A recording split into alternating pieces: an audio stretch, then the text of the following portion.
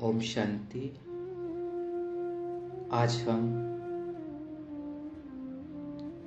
कल अव्यक्त बाप दादा के मिलन में चलाई हुई मुरली रिवाइज करेंगे, जिसका ओरिजिनल डेट है 28 मार्च 2006 और जिसका टाइटल है विश्व की आत्माओं को दुखों से छुड़ाने के लिए मनसा सेवा को बढ़ाओ, संपन्न और संपन्न बनो।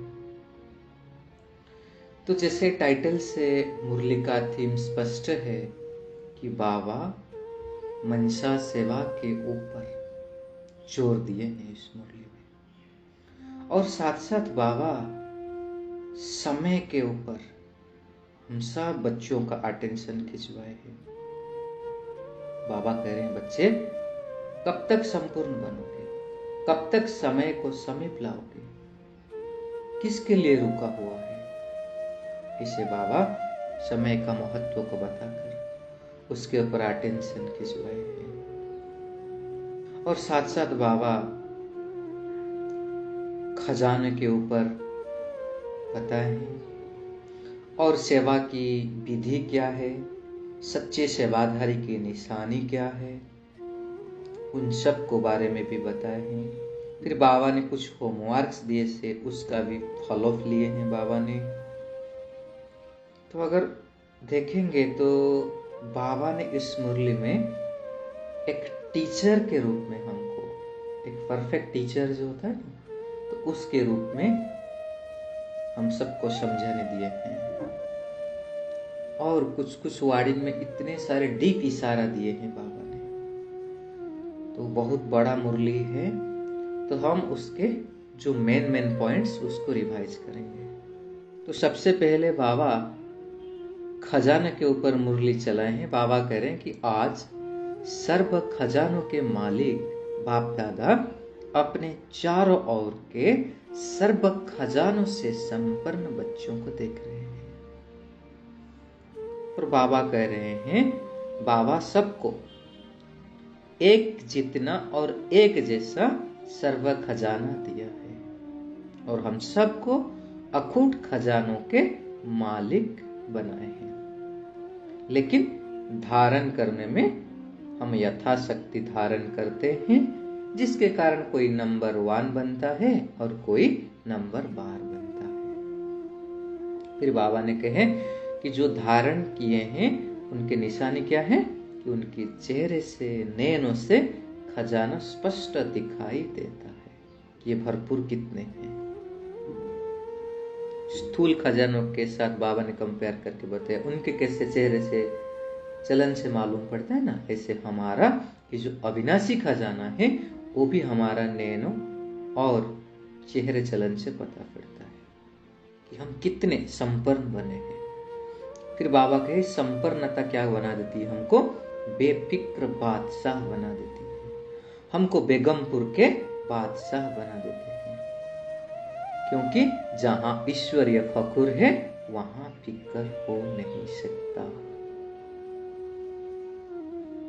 फिर बाबा ने और नशा चढ़ा रहे। बाबा करे बच्चे हर एक को नशा है, फखुर है कि बाप दादा सदा हमारे दिल में रहते हैं और हम सदा बाप के दिल तखत पर रहते हैं। जो दिल तखत नशीन है उसके संकल्प तो क्या, स्वप्न में भी दुख के लहर लेस भी नहीं आ सकती है। बाबा ने हमको अपने दिल तखत नशीन के सिंहासन दिया। फिर बाबा बोले चेक करो, अगर मैं बाबा के दिल तखत पर हूं तो संकल्प में भी दुख की लहर नहीं आनी चाहिए, क्योंकि बाबा कहे कि अगर तुम सर्व खजानों में भरपूर हो तो भरपूर चीज में तो कोई हलचल नहीं होती है ना। फिर आगे बाबा कहे जो खजाना मिला है उस खजाने को कोई बच्चे कार्य में लगा करके बढ़ाते हैं और फिर कोई उसको यूज करके खत्म कर देते हैं। इसलिए बाबा बोले अपने जमा का खाता को चेक करो कि कितने % में जमा हुआ है, क्योंकि बाबा का यही खजाना तो आपके साथ भविष्य में चलने वाला है ना। फिर बाबा इधर बहुत सुंदर अटेंशन दिलवाए हैं क्योंकि सेवा से तो हमारा खजाना जमा होती है ना। तो बाबा करें, सेवा तो सभी बच्चे यथा योग्य यथाशक्ति कर रहे हैं, लेकिन सेवा का फल जमा होना उसमें अंतर हो जाता है। तो बाबा ने देखा कि कोई बच्चे सेवा बहुत करते हैं, लेकिन फल जमा हुआ या नहीं हुआ, उसकी निशानी क्या है? इंपॉर्टेंट पॉइंट, अगर सेवा करने वाली आत्मा चाहे मनसा, चाहे वाचा, चाहे कर्मणा, तीनों में 100% मार्क्स होती है ना, तो अगर सेवा करने के समय व सेवा के बाद स्वयं अपने मन में अपने से संतुष्ट हैं और साथ में जिनकी सेवा की, जो सेवा में साथी बनते हैं, वह सेवा करने वालों को देखते हैं, सुनते हैं, वह भी संतुष्ट है, तो समझो जमा हुआ। मतलब अगर हम सच्ची सेवा कर रहे हैं और उसे जमा हो रहा है, उसकी निशानी क्या है? हम भी संतुष्ट होंगे, जो हमारे सेवा साथी है वो भी संतुष्ट होंगे, जो हमको सुनते हैं वो भी संतुष्ट होंगे, और जिसके लिए सेवा कर रहे वो भी संतुष्ट होंगे। इसलिए बाबा के स्व की संतुष्टता और सर्व की संतुष्टता अगर नहीं, फिर सेवा की परसेंटेज में कम हो जाती है। इसलिए बाबा कहे यथार्थ सेवा की विधि क्या है? एक है निमित्त भाव, दूसरा है निर्माण भावना, और तीसरा निर्मल स्वभाव, निर्मल वाणी। तो भाव, भावना और स्वभाव, बोल, अगर तीनों ही बातों में से एक भी बात कम है, तो वह कमजोरी जमा की परसेंट कम कर देती है। इसलिए बाबा के 4 सब्जेक्ट जो है ना, चारों ही सब्जेक्ट में चेक करो कि हमारा जमा का खाता कितना है। इसलिए बाबा बोले चेक करो कि ज्ञान का खजाना अर्थात जो संकल्प कर्म किया वह नॉलेजफुल होकर के किया, साधारण तो नहीं रहा। इसलिए दिनचर्या में चेक करो कि जिस समय जिस शक्ति की आवश्यकता है उसी समय उसी शक्ति ऑर्डर में रही, क्योंकि हम मास्टर सर्वशक्तिमान है ना, मालिक है। अगर समय पर ऑर्डर पर शक्ति इमर्ज नहीं हो, अगर कोई एक भी शक्ति ऑर्डर प्रमाण नहीं चलता है, तो बाबा कहे क्या निर्विघ्न राज्य के अधिकारी बन सकते हो? इसलिए बाबा बोले कि शक्तियों का खजाना भी कितना जमा किया वो चेक करो। इसलिए बाप दादा चाहते हैं कि सभी बच्चों का जमा का खाता भरपूर हो। धारणा में भी, धारणा की निशानी है हर कर्म गुण संपन्न होगा। जिसी समय जिस गुण की आवश्यकता है वह गुण चेहरे और चलन में दिखाई दे। बाबा बोले चाहे कोई भी गुणों की अगर कमी है, सरलता हो, मधुरता हो, कोई भी गुण अगर कमी है तो संपन्न तो नहीं कहा जाएगा ना। इसलिए बाबा बोले कैसे भी सर्कमस्टेंसेस हो, लेकिन जो मेरा गुण है वह मेरा गुण इमर्ज होना चाहिए। हमारे जो अंदर ओरिजिनल दैवी गुण है वो सदा रहना चाहिए, सर्कमस्टेंसेस के हिसाब से चेंज नहीं होना चाहिए। तो फिर बाबा ने कह रहे हैं ऐसे ही सेवा में सबसे अच्छी निशानी की है कि स्वयं भी सदा हल्का, लाइट और खुशनुमा दिखाई दे। सेवा का फल है खुशी। अगर सेवा करते खुशी गायब हो जाती है तो सेवा का खाता जमा नहीं है। हाँ, सेवा की, सेवा में समय दिया, मेहनत की, तो थोड़े से परसेंटेज में जमा होगा, फालतू तो नहीं जाएगा, लेकिन जितना परसेंटेज में जमा होनी चाहिए वह नहीं होता है। ऐसे ही बाबा बोले संबंध संपर्क की निशानी क्या है? दुआओं की प्राप्ति। जिसी के भी हम संबंध संपर्क में आए उनके मन से आपके प्रति दुआएं निकले कि यह बहुत अच्छा है। बाबा कहते बाहर से नहीं, दिल से दुआएं निकले, और अगर दुआएं प्राप्त है तो दुआएं मिलना यह बहुत सहज पुरुषार्थ का साधन है। बाबा ने बहुत अटेंशन खींच पे, क्योंकि दुआएं ना हमको पुरुषार्थ में बहुत लिफ्ट की तरफ काम करके आगे बढ़ाता है। इसलिए सहज सहज पुरुषार्थ का साधन है दुआएं लो और दुआएं दो। फिर बाबा ने एक एग्जाम्पल दे करके कहे हैं इसे दुआएं हम ले सकते हैं। बाबा कह रहे हैं मान लो कोई क्रोध करता है तो उसे दुआएं कैसे देंगे? बाबा कहे उसने तो खराब काम किया, वो खराब है, आपने ठीक समझा कि ये खराब है, यह अच्छा है, निर्णय तो अच्छा किया, समझा अच्छा, लेकिन बाबा यहाँ अंडरलाइन कर रहे कि हम समझे तो ठीक है, ये गुस्सा कर रहा है, क्रोध कर रहा है, ये अच्छा नहीं है, लेकिन एक होता है समझना और दूसरा होता है उनके खराब काम और खराब बात को दिल में समा लेना। इधर ही फर्क है। बाबा कहते समझने के तक ठीक है, दिल में मत समाओ। समझना और समाना में फर्क है। अगर आप समझदार हो, क्या समझदार कोई खराब चीज अपने पास रखेगा? लेकिन वह खराब है अपने दिल में समाया, अर्थात आपने क्या कि खराब चीज को अपने पास रखा, संभाला। तो समझना अलग चीज है और समाना अलग चीज है। समझदार बनना तो ठीक है, बाबा कह रहे बनो, लेकिन उस कमजोरी को अंदर मत समाओ। यह तो ऐसा ही है तो ये करके समाओ नहीं। ऐसे समझ करके व्यवहार में आना यह समझदारी नहीं है। इसलिए बाबा कह रहे अगर कोई क्रोध कर रहा है, उसी को हम अपने बुरे को अपने अंदर क्षमा लेंगे तो हम फिर क्या उसके ऊपर दुआएं नहीं किए, दुआएं नहीं दिए या उससे दुआएं नहीं लिए। अगर वो क्रोध करते हुए भले उस संस्कार को हम रिजेक्ट करें कि अच्छा नहीं है क्रोध करना, लेकिन उस व्यक्ति को जब हम उसको ओरिजिनल स्वरूप में देखते हैं, आत्मा तो असली में क्या है? शुद्ध स्वरूप है। तो फिर उस आत्मा को जब उसके प्रति जो रेस्पेक्ट रिगार्ड रहना चाहिए वो हमने रखा, तो मतलब हम उसको दुआएं दिया। अब कह रहे ना, मतलब वो व्यक्ति हमारे ऊपर क्रोध कर रहा है, तो उसका मतलब इनडायरेक्टली क्या कर रहे हैं? मैं शक्तिशाली हूं ना उसके आगे, तभी तो क्रोध कर रहे हैं मेरे ऊपर। और हमने उसके क्रोध को भले समझा कि ये खराब है, लेकिन उस आत्मा को अपने दिल में जो भावना थी वही रखा, तो मतलब हम उसको दुआएं दी और उससे दुआएं ली। तो ऐसे बाबा 4 सब्जेक्ट में कैसे जमा करना है वो हम सबको बताए हैं। ज्ञान के रूप में क्या बताया कि खजाना अर्थात संकल्प और कर्म कितना नॉलेजफुल होकर के करते हैं। योग के क्या बताया? सर्वशक्तियों का खजाना कितना जमा किया, मास्टर सर्वशक्तिवान बन कितने ऑर्डर प्रमाण चलाते हैं। धारणा में बताया कितने दैवी गुण अपने अंदर धारण किए। और सेवा में बताया कि स्वयं हल्का और कितना खुशनुमा रहे जो हमारे चेहरे से दिखाई दे। और संबंध संपर्क में कितने दुआएं दी और दुआएं। फिर आगे बाबा समय के ऊपर कहते हैं। बाबा कह रहे हैं, बाबा आज बच्चों को प्रश्न पूछते। ऐसे बच्चे तो बाबा को बहुत प्रश्न पूछते, लेकिन बाबा पूछ रहे हैं कि समय को समीप लाने वाला कौन है? ड्रामा है या आप निमित्त हो? फिर बाबा ने याद दिलाया कि एक गीत है ना, किसी के रोके रुका हुए सवेरे।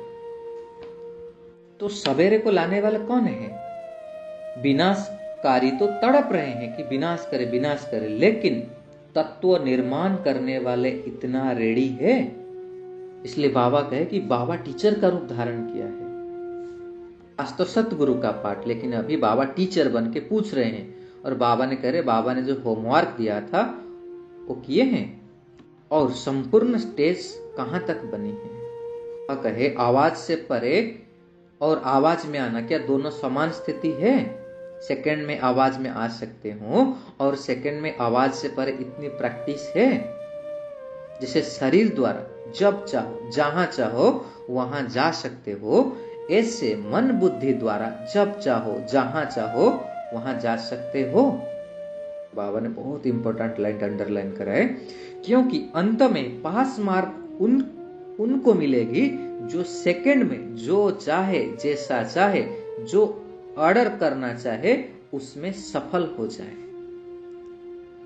बाबा ने एग्जाम्पल दिए कि जैसे लाइट हाउस सेकंड में ऑन करो तो अपनी लाइट फैलाती है ना, ऐसे आप सेकंड में लाइट हाउस बन चारों ओर लाइट फैला सकते हो।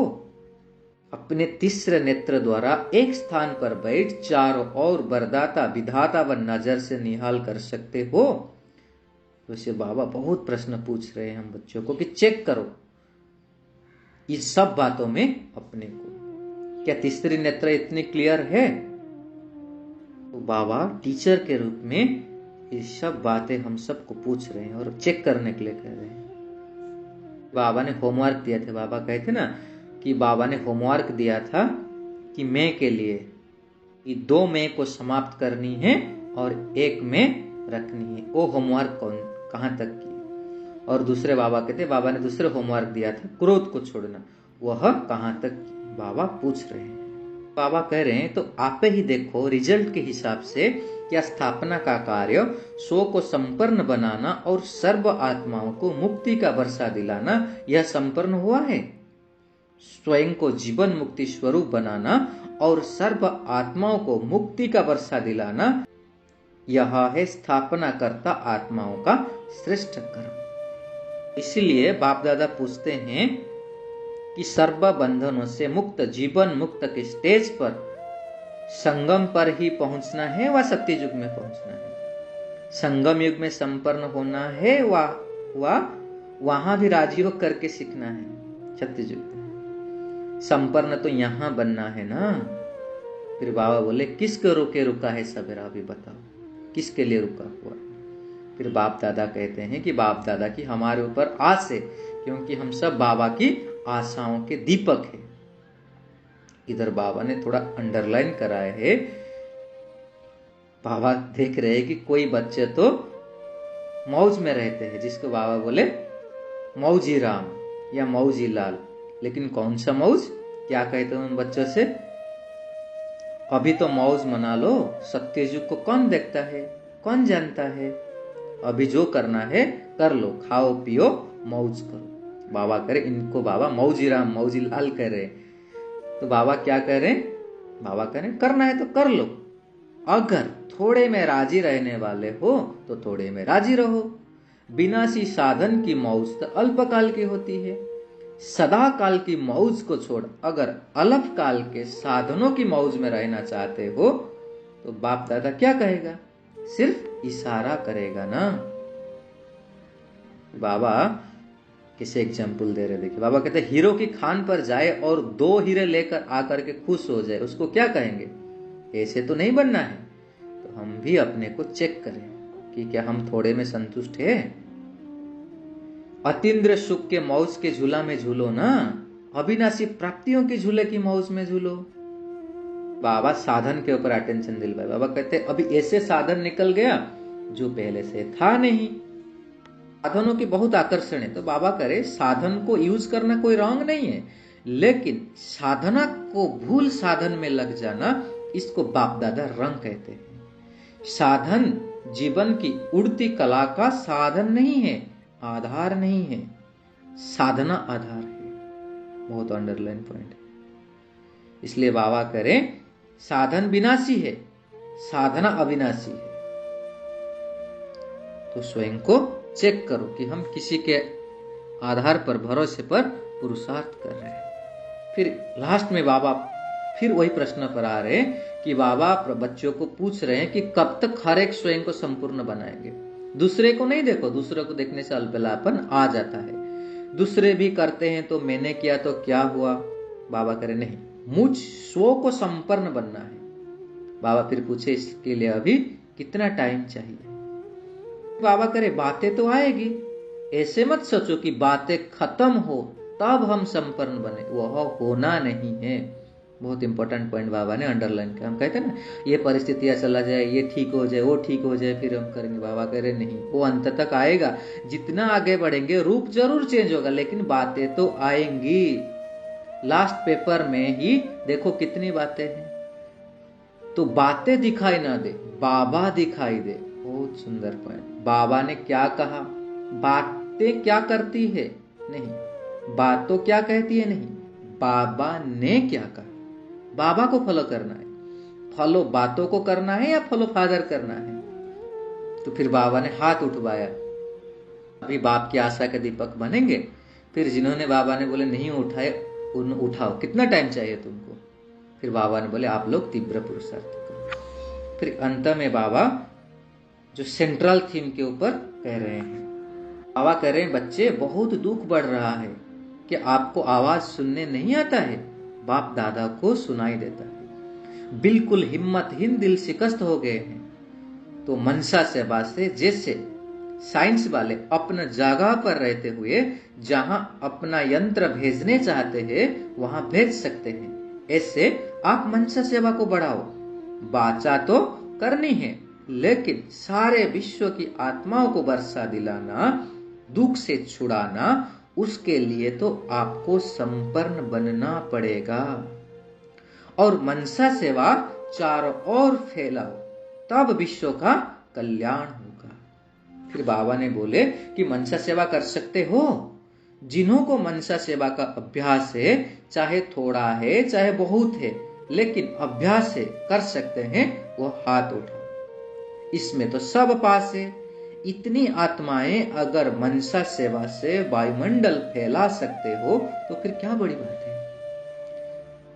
फिर आगे बाबा कहे बहुत सुंदर पॉइंट मनसा सेवा का, कि जितना मनसा सेवा में बिजी रहेंगे उतना समस्याओं से मुक्त हो जाएंगे, क्योंकि आपका मन और बुद्धि बिजी रहेगी। फ्री नहीं रहेगी तो माया आएगी नहीं, वापस चली जाएगी। समस्या का हिम्मत नहीं है कि आपके पास आ सकती है। तो मनसा सेवा को बढ़ाओ। फिर मनसा सेवा के लिए बाबा 1 मिनट का ड्रिल कराए। बाबा कह रहे अभी 1 मिनट के लिए सभी लाइट हाउस माइट हाउस स्थिति द्वारा विश्व में अपनी लाइट और माइट फैलाओ। ऐसा अभ्यास समय प्रति कार्य में होते हुए भी करते रहो। तो हम भी अभी 1 मिनट ड्रिल करेंगे और बीच बीच में ये ड्रिल को करते रहेंगे।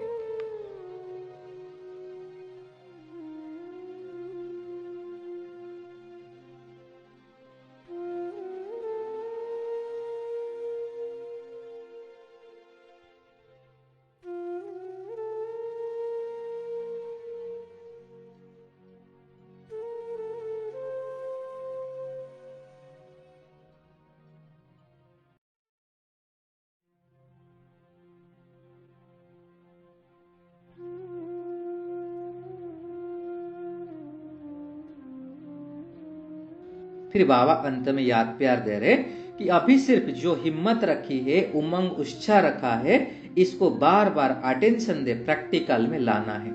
यही सभी बच्चों के प्रति बाप दादा के दिल की दुआएं हैं। और सभी चारों ओर के संकल्प, बोल और कर्म में संबंध संपर्क में संपन्न बनने वाले श्रेष्ठ आत्माओं को, सदा स्वदर्शन करने वाले स्वदर्शन चक्रधारी बच्चों को, सदा दृढ़ संकल्प द्वारा मायाजीत बन बाप के आगे स्वयं को प्रत्यक्ष करने वाले और विश्व के आगे बाप को प्रत्यक्ष करने वाले सर्विसेबल, नॉलेजफुल, सक्सेसफुल बच्चों को बाप दादा का याद प्यार और दिल से पदम गुणा दुआएं हो, नमस्ते हो, नमस्ते। ऐसे बनाने वाले बाप दादा को हम सब बच्चों का याद प्यार और नमस्ते, दिल से कोटि कोटि धन्यवाद बाबा। शुक्रिया शुक्रिया शुक्रिया। ओम शांति।